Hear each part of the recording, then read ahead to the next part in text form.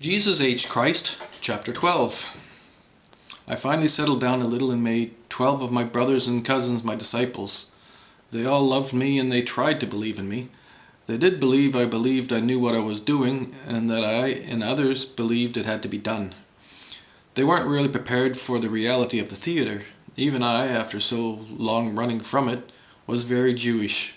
I loved my Jewish part of me as much as I did in my family, even if we were bloody wrong.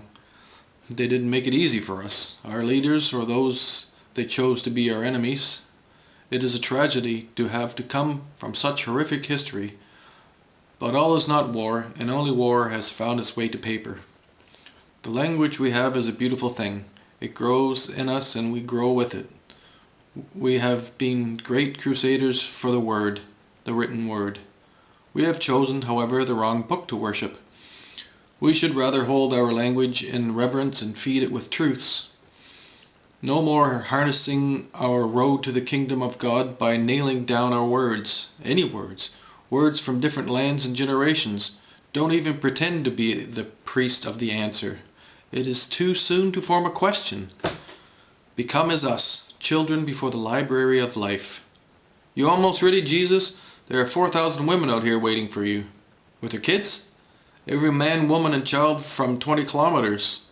This is out of control, Peter. That's how you wanted it, man. Just get out here and let them have it. I told them stories.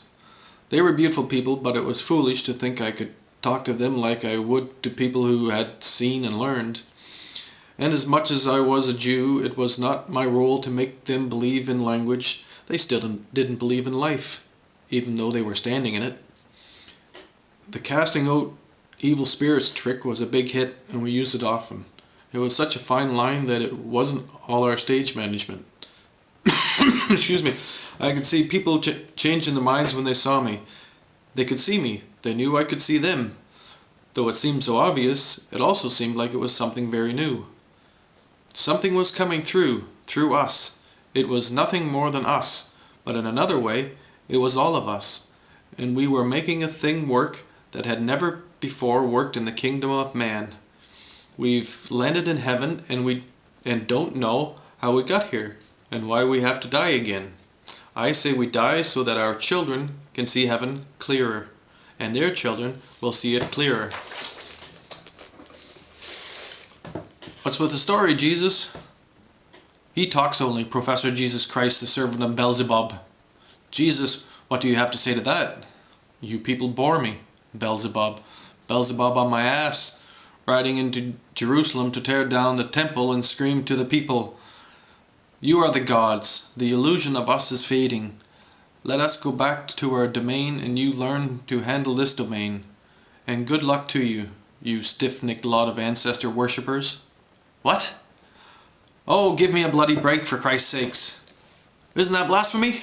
Blasphemy my ass. I'm taking another trip. Helena came with my mother and my sister to drag me out of the hall I was preaching in. I hated preaching. I preferred sharing insights with kids. I had to learn to stay out of the synagogues. Jesus, we have some more questions. I'll be back. I'm going to be a father for the 4th time, and I want to be with my love. Are you not married? We are married before God.